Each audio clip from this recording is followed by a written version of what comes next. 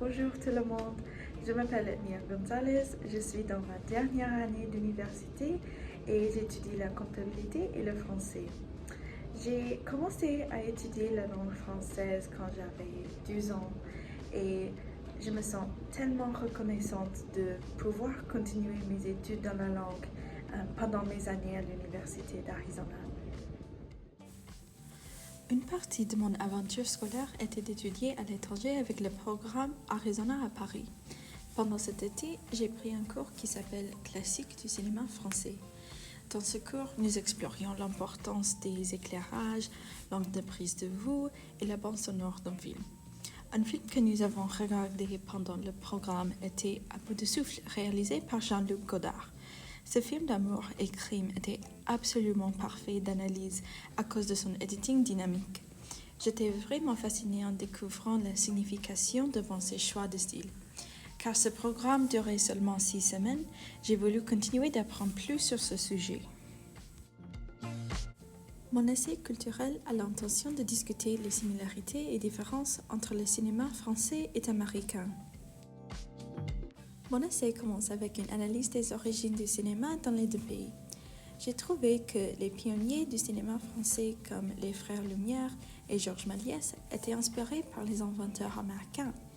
Par exemple, Auguste Lumière a assisté à une vitrine du kinétoscope créée par Thomas Edison. Auguste a décidé d'ajouter des éléments qui peuvent améliorer l'efficacité du kinétoscope. Donc, il a inventé le cinématographe. Sur l'autre côté du monde, des inventeurs américains comme Edward Muybridge et William Kennedy Laurie Dixon consacraient leur vie aux inventions cinématiques. Muybridge a découvert comment capturer les mouvements minuscules d'un cheval avec une armée de caméras alignées sur un hippodrome. Ces images ont été mises sur un manège tournant et un type de film est né. Dixon, un emploi de Thomas Edison, aidait dans la création du kinétoscope et l'installation de l'invention dans des galeries, des hôtels et d'autres lieux ouverts au public. Je voudrais discuter aussi des différences entre les genres populaires en France et aux États-Unis. Grâce à une dissertation écrite par Richard Cuisel, on peut observer que les Français dans les années 50 préféraient les genres de l'amour, l'action, l'aventure, la comédie et le mystère.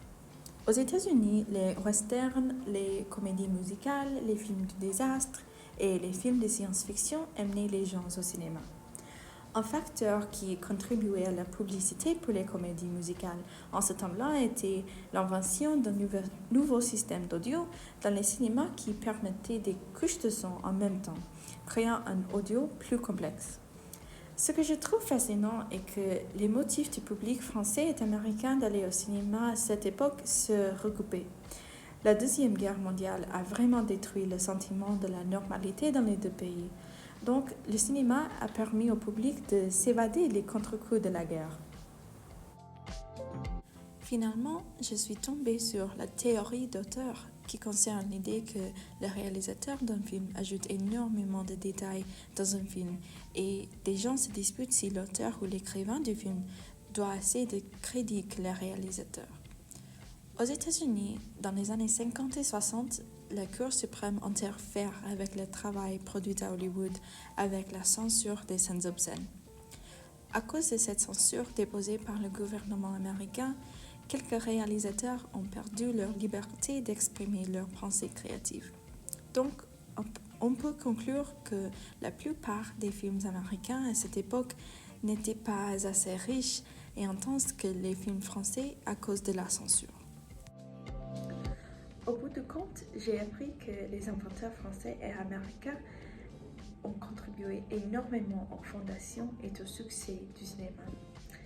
Avant que j'ai recherché ce sujet, j'avais l'impression que les films préférés par les Français étaient un peu plus tristes que les données suggèrent.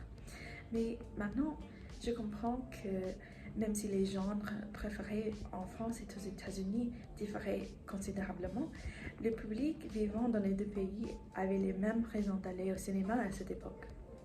Donc, merci d'avoir écouté mon analyse et j'espère que vous avez compris que le cinéma est un pilier de la culture n'importe où dans le monde. Merci et au revoir.